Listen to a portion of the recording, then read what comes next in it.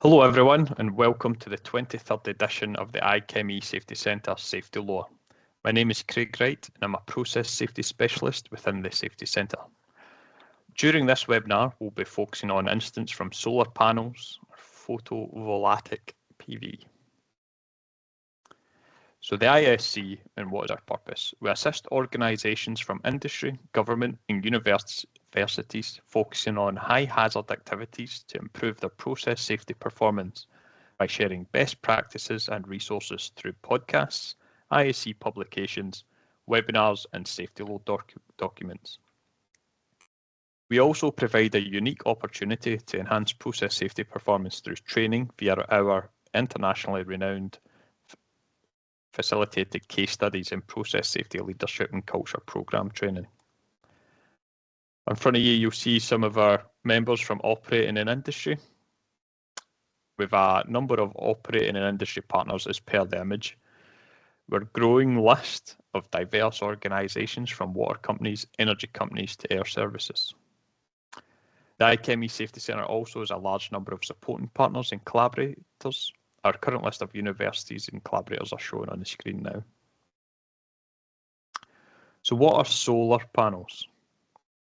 Solar electricity panels, also known as photovoltaics, PV, capture the sun's energy and convert it into electricity that you can use in many applications, including process plants and home use. Solar panels allow individuals or organisations to generate their own renewable energy. A solar panel consists of many cells made from layers of semiconducting material, most commonly silicon. When light shines on this material, a flow of electricity is created. The cells don't need direct sunlight to work and can even work on cloudy days.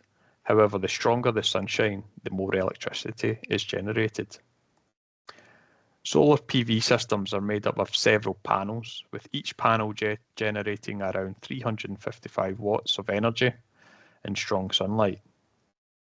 Typical systems contain around 10 panels and generate direct current electricity. Depending on the electricity's application, an inverter may be installed to convert DC electricity to alternating current AC. Appliances throughout your home are predominantly operating on AC. So case 1 will be warehouse roof fires. On the 14th of April 2020, on the roof of an 880,000 square foot warehouse, there was a fire which was in Fresno, California. Approximately 220 solar panels and other equipment at the facility were damaged. The cause?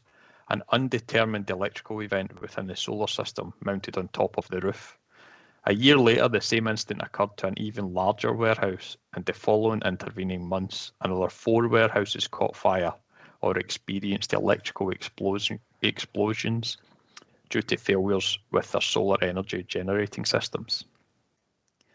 Internal documents highlight that critical fire or arc flash events occurred in at least 6 out of 47 of the organisation's facilities, impacting 12.7% of their business at a cost of $16.2 million. All solar panels were turned off as a precaution, resulting in costs of approximately $940,000 per month.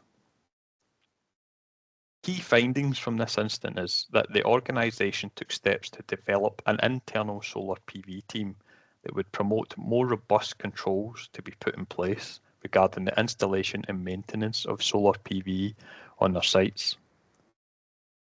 This step was taken due to the lack of legislation and regulation around the industry. In addition to these steps, there was an increase on auditing of systems across their sites. The organisation has not publicly shared the lessons learned, which is a step that should be considered going forward to support the mitigations of hazards from emerging technologies. The organisation provided a statement highlighting of the past 5 years, solar malfunctions have been caused by improper installation techniques, improper commissioning, inadequate system maintenance, and equipment malfunctions. Case 2, consider competency. An individual was fatally electrocuted while modifying solar panels on an off-grid solar PV system in a remote area in April 2023 in Queensland. The individual was found with significant burns to their hands and fingers. The solar system had been operating at around 100 volts DC, which is classified as extra low voltage, resulting in the individual performing the work was not required to be a licensed electrical worker. However, anyone working on solar systems requires specific skills and knowledge to understand electrical safety and installation requirements. Should the voltage have been greater than 120 volts DC, so only 20 volts DC more, the individual would have been required to hold a license.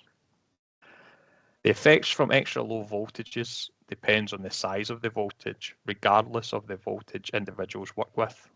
Safety standards for equipment and installations should be followed to reduce risks associated with such systems, such as electrical arcing, electric shock, and fire risks.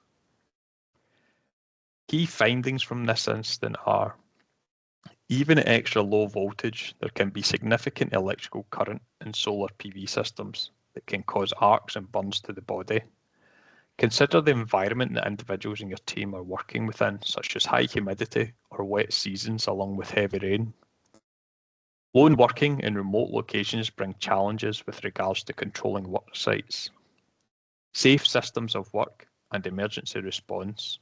It is critical that adequate supervision is in place for all tasks and effective safe systems of work is implemented, including safe means of isolation. An effective management of change process should be in place for all modifications. Both case studies offer unique outlooks on the challenges with solar panels being installed and the maintenance required to utilise the system to their full potential. We see in case one that the solar system provides an organisation with a significant cost saving on electricity charges for operating their warehouses. However, one incident has likely impacted the saving through direct and indirect costs such as insurance premiums.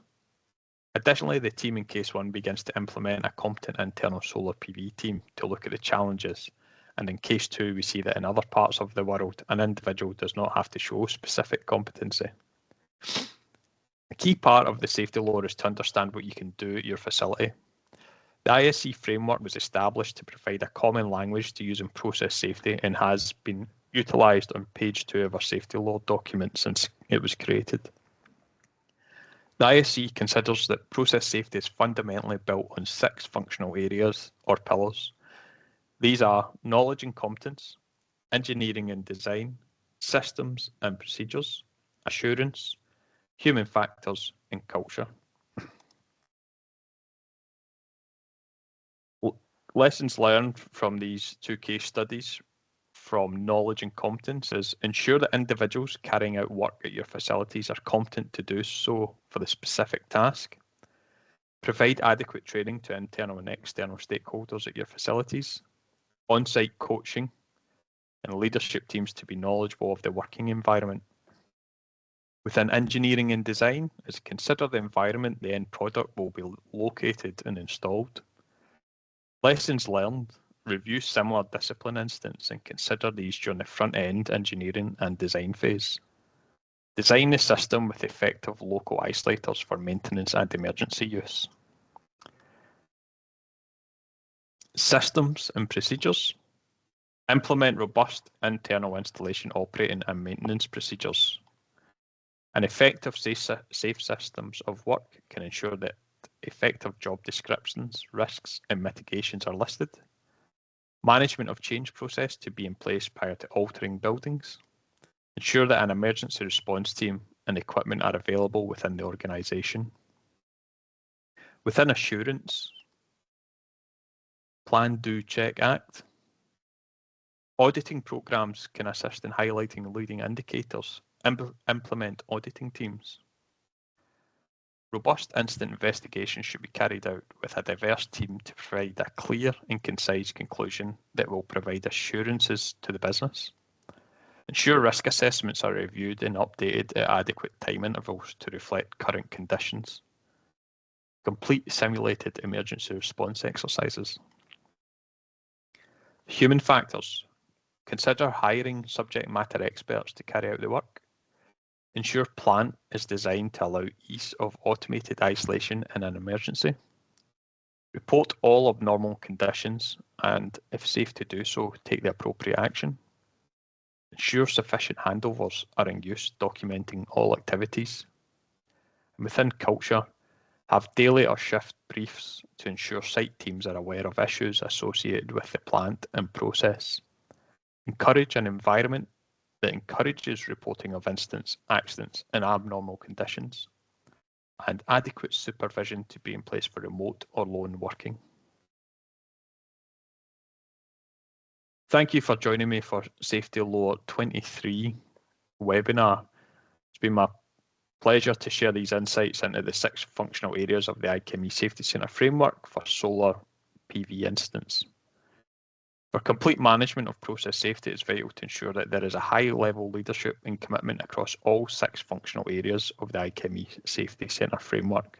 I hope that you found this information useful and that it may help you to learn about incidents relating to solar panels and the challenges being faced. Should you have any follow-up questions or queries, please don't hesitate to get in touch via one of the email addresses on display or through our social media channels.